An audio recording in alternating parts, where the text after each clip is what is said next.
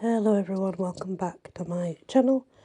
This fairy tale is called The Unicorn Hunter by Alethea Kontis. The demon was waiting for her when the huntsman brought her into the forest. He knew exactly who she was, where she be, when she'd come and how she smelled, what she ate, the size of her slippers, the sound of her voice, and exactly how far her chest rose and fell when she drew in a breath. From the tiniest needle on the smallest tree to the oldest dragon in the mountains, the denizens of the forest had been whispering about her for weeks now. The poor, beautiful young princess, whose horrible jealous mother was sending to her death. The whole of nature waited with bated breath for her arrival, wondering at what adventures might arise from this terrible occasion. There hadn't been this much drama in the wood since the last time his brethren had crossed the storm-tossed threshold into this accursed world. He killed a doe while he was waiting, in part because the princess would eventually want for subsistence, but mostly because the idiot creature was too distracted by all the excitement to have the sense to stay away from him. He knew the moment she entered the forest, for everything in it smiled at once and sighed, like a chorus of a set of tinkling bells.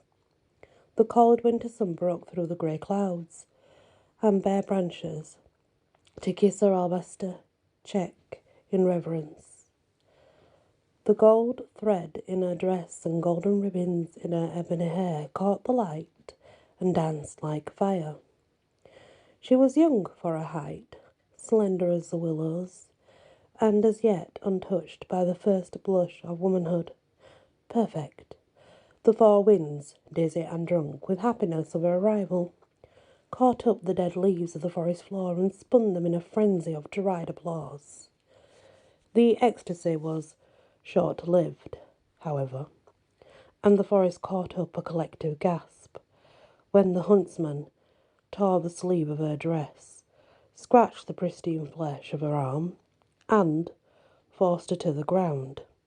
It wasn't supposed to happen this way, but there were demons in the world now, making the evils that men do far easier to reach.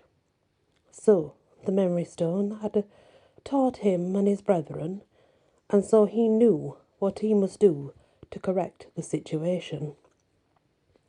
He had hoped not to make his presence known so soon, but he needed her purity intact, and if he waited much longer, all his efforts would be for naught. Her scream ripped through the now still air. The ice pansies at his feet wept in terror. In a few long strides, he crossed the clearing and kicked the huntsman with an ironclad foot, lifting his body off that of the princess, sending him sprawling into the dirt. "I was ordered to kill the child," the huntsman said, after spitting out a mouthful of teeth and blood. "What use is the rest to you, beast?" "None of your concern," said the demon. "You have no orders now. Be gone from this place." The huntsman came to his knees, withdrawing both a knife from his belt and a box from his cloak. "Not without claiming what's mine," he said. "I'm to return to the palace with her heart." The demon went back to the body of the doe and sliced open her chest with one sharp claw. He plucked the tiny heart from the cavity and dropped it at the huntsman's feet. "Be glad it's not your own," said the demon. The huntsman nodded.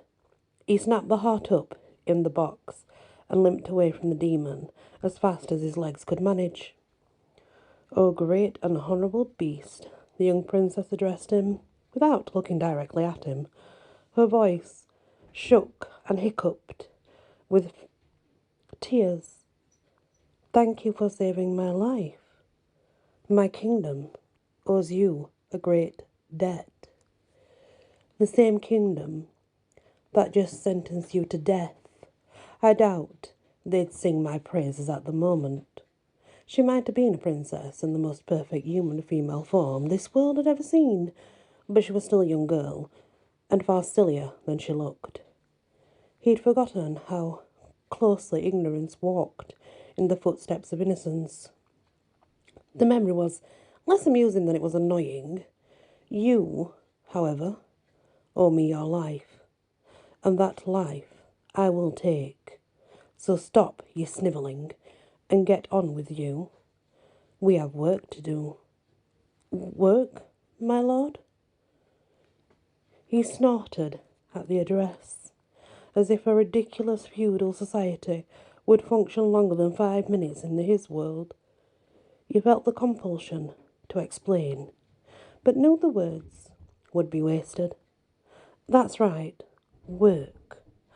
Are you at all familiar with that term? I've heard of it, she said in earnest. Excellent. Your Highness, a ridiculous horrific, as he was roughly 9 feet tall, before the horns and the top of the head came to just above his navel. You are going to help me catch a unicorn. Actually, there were 3 unicorns, and he intended to kill them once he caught them, but the demon felt it wise to omit these details. Oh, that does sound lovely, she smiled. I accept. Yes, indeed, stupid as the day was long. Just as he suspected. He waited what seemed like ages for her to compose herself. She finally stood, adjusted a torn sleeve of a gown, collected the small silken purse she brought with her, and squared her shoulders. I am ready, she announced. Fantastic, said the demon. Let's go. The demon kept a steady pace through the trees, through bushes, over streams, straight to the heart of the wood. The heart was the hardest part of the forest, where the trees had forgotten more than the world would remember, where magic ran wild. There were no paths there, for only a handful of human feet had sullied those hills and valleys in the last few centuries. The heart was where the demon had first appeared in this world. He assumed they would also find the unicorns there. The demon looked over his shoulder, periodically to make sure the princess was still following, and showed his pace accordingly. Every time he looked back, the forest had given the princess something else. There were flowers in her hair. She wore an ermine as a neck ruff, and the shoulder of her dress was now firmly anchored with what looked like cobwebs and a vine of some sort. She sang or hummed or whistled as they walked. She even skipped sometimes. Every time he turned back, she smiled at him warily with those full Cupid's bow blood-red lips. He tried not to turn back very often. He tried not to stop very often either, but her feet were small and her legs were short, and there was no help for it. Every time he stopped, the princess asked him a barrage of silly questions that had no doubt occurred to her while singing or humming or whistling, and were now burning to be answered. Do you live in the mountains with the dragons? I am from a different world, a world very unlike this one. How did you come here? How to explain using the fewest words? The same way the unicorns did. There is a place, deep in your wood here, where our worlds meet. The storms there are sometimes so powerful that they rip a doorway between the worlds. One creature gets pulled from my world, one from the unicorn world, and we end up here. How do you know all this? The memory stone tells me so, he said. The spirits of our demon brethren past are drawn home to the memory stone. It's how they share their knowledge with us. Do all demons have big horns and black-red skin where you come from? Most have horns, size, and the skin colours, well, vary by nature. Why do you wear iron boots? And your feet are like horses. A little, yes, and I am being of fire, so cloth or leather would do little good. Why don't you wear any clothing? He was glad his loincloth had remained intact to avoid further such questions. I am a being of fire. I do not feel cold the way you do. Plus, a creature who can kill anything with his bare hands has no need to be modest. Why didn't you just kill me? Not that it hadn't crossed his mind. Because I need a living innocent to lure a unicorn. I've had little success with dead ones. Have you seen a unicorn? Once briefly. One had arrived at the same time he had. As such was the lack of balance. What are unicorns like? Like giant white puppies of happiness. Do you think unicorns will like me? They will think you are the best thing they've ever seen. Like everyone else, it seems. Do you like me? Only when you're quiet. Why are we capturing a unicorn? Because it's the only way I know to get home. Again, he thought it wise to omit the rest. Do you have a family back home? Do you miss them? I do need you alive, but you don't need to be at it with your tongue.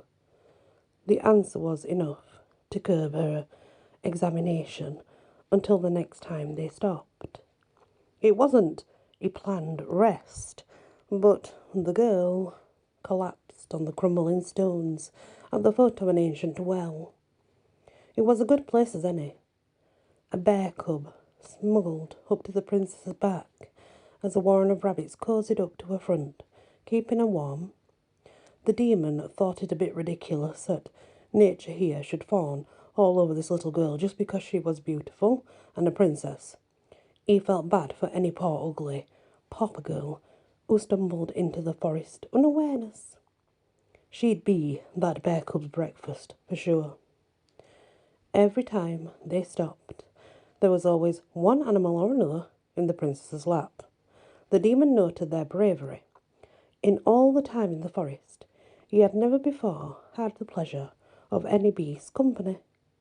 They sensed what he was and stayed far away. The more intelligent creatures still did, but it seemed some of their children were young enough. Yeah, young enough to tempt fate.